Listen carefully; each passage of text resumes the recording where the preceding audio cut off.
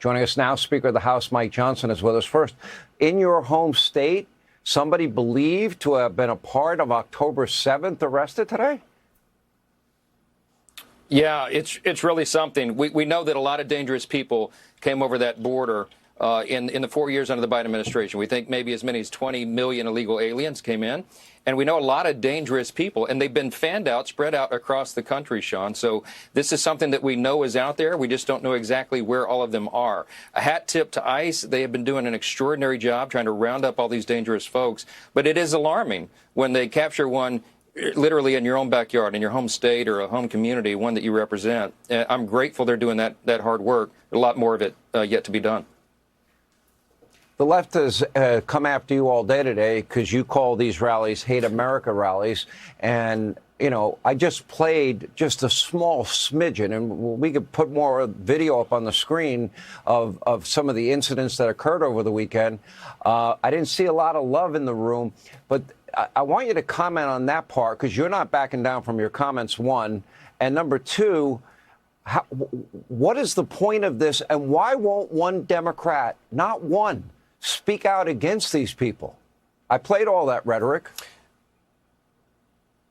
Yeah, Sean, look, we're seeing a moment of real clarity. The American people can see exactly what is going on right here.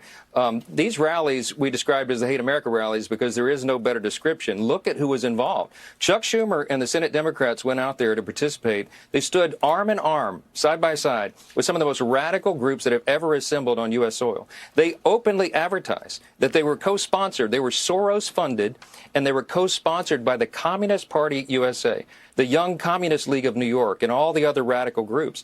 They're out there championing that issue. Now, listen to these people's own language, Sean, what they stand for. It is completely the opposite of what America was founded upon. They don't like living here. They don't like capitalism or the free enterprise system. They don't like the founding principles of the country, individual freedom and limited government and the rule of law and peace through strength and fiscal responsibility, free markets, human dignity. They're against all of that.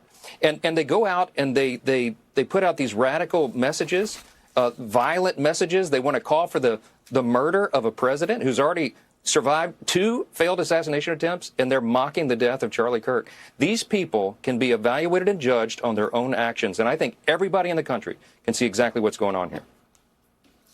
Okay, the Schumer shutdown continues. There doesn't seem to be any end in sight, and I think this is the main reason Democrats won't condemn the rhetoric that we played on the show tonight, is because that is the Democratic Party, and leaders in name only like Schumer and Hakeem Jeffries know it, and they wouldn't dare go against it because they care more about their power than they do about standing up for what's right.